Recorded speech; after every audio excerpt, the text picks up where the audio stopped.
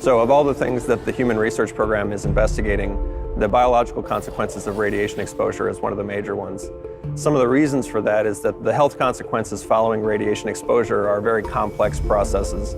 It's difficult to quantify exactly how the radiation is interacting with tissue, and then it's even more complicated to try to quantify and determine what the long-term outcomes are going to be in terms of things like carcinogenesis, central nervous system effects, and detriment to the central nervous system. The primary means by which radiation affects cells is by damaging their DNA. You can get breaks in the strands in the double helix, you can knock bases out, and the cell will make an attempt to repair that damage. Sometimes it's effective, sometimes it's not, and sometimes it'll actually get repaired, but in an error-prone fashion, so it's what we call misrepaired.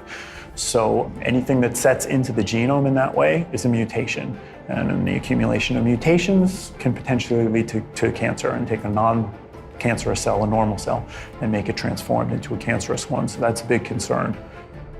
So on Earth, there's a couple characteristic things that are different from space. One of them is that the type of radiation we experience on Earth is generally what we refer to as low LET radiation, things like gamma rays and X-rays. We also have the protective shielding of the Earth's magnetic field and the atmosphere, which shields a great deal of the radiation.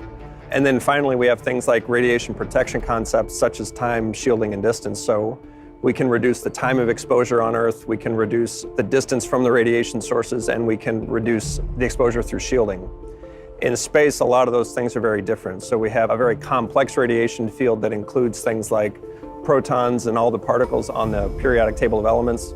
They're coming in at energies that are approaching the speed of light, and they're difficult to shield against, and they're always there. So the concept of time really doesn't make sense because you can't reduce the exposure in space except perhaps getting to Mars faster.